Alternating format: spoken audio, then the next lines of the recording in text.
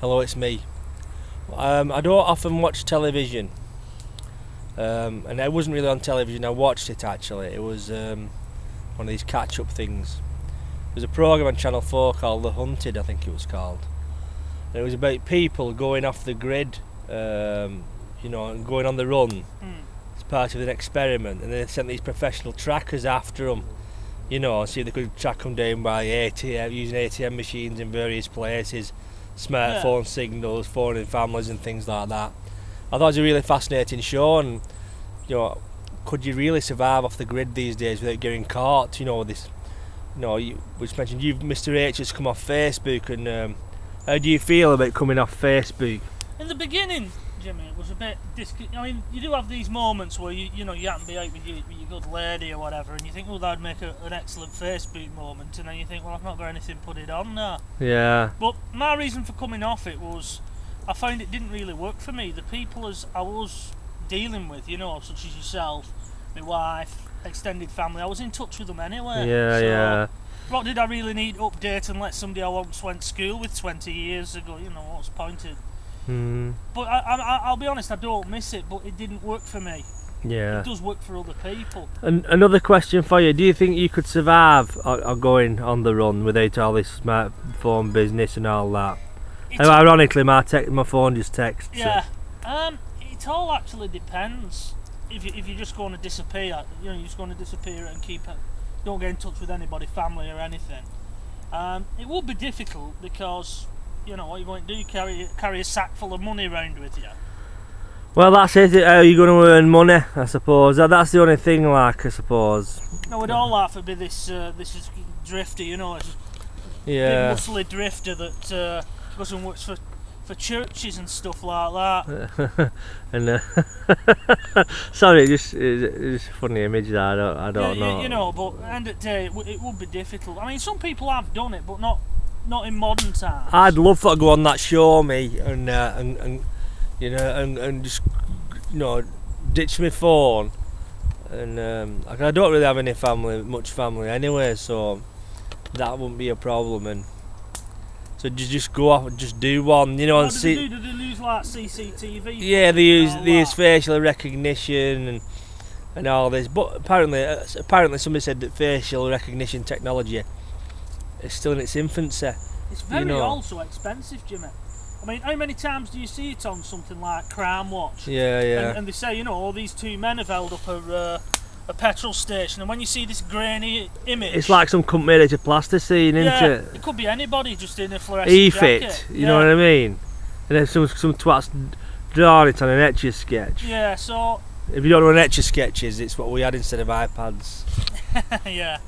So it depends what they're using. If they're actually using this best the latest equipment like FBI had used, then they've got an unfair advantage, I think. I mean, it makes you think though about surveillance and Facebook and things like that. Everything you send is open to third parties, you know what I mean? You have to be very careful what you put on Facebook and what you put on Twitter.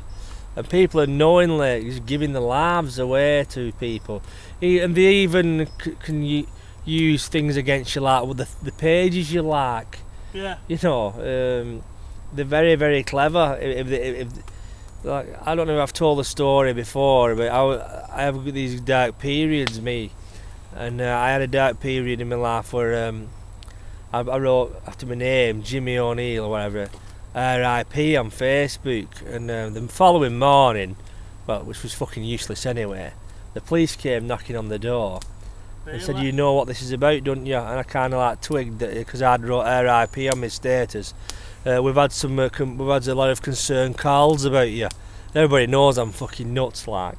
But having said that, I could have been swinging I could have been swinging for hours by a rope. You know what I mean? But they came. But it just goes to show you that what you say and stuff is being monitored. And once you put it out there, there's people.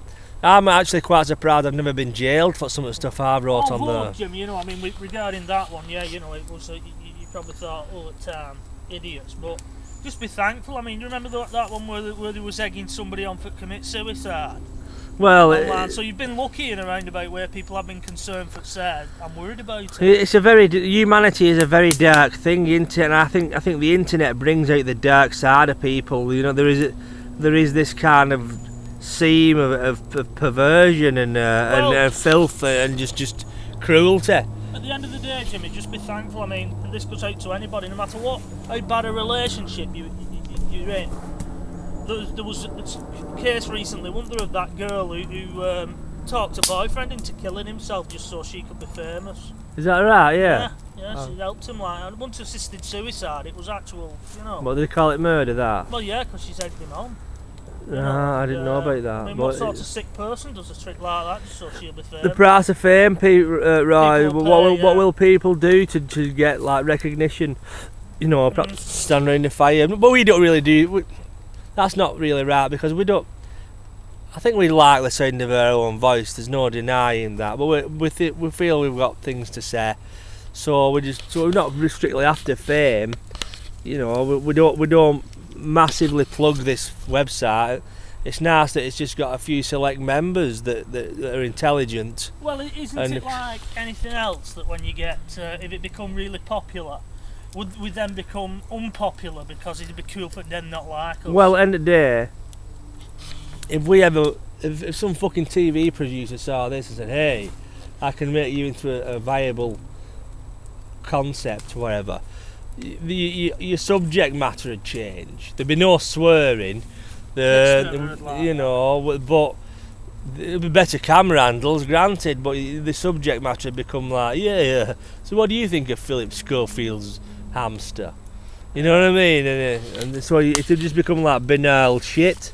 I'm not saying it's not banal shit now, Mr. H, but you know. Yeah, I get what you. But no, Carlos, what the thing is, what we're doing is raw, and it's very real, and people have commented on the reality aspect of it is the spark. It doesn't get much realer than this, does it? Really? No, you know. Two guys outside. I mean, there's no fancy CGI. There's no editing. There's no script. It's just streams of content, just free flowing chat really, with some ideas, and that's us basically. But back to even Mr. O's bowel movements aren't scripted. Yes, bringing that up. But yeah. Anyway, Facebook surveillance and all that. Some scrubbers over there, so we're gonna go now. Okay, thank you very much.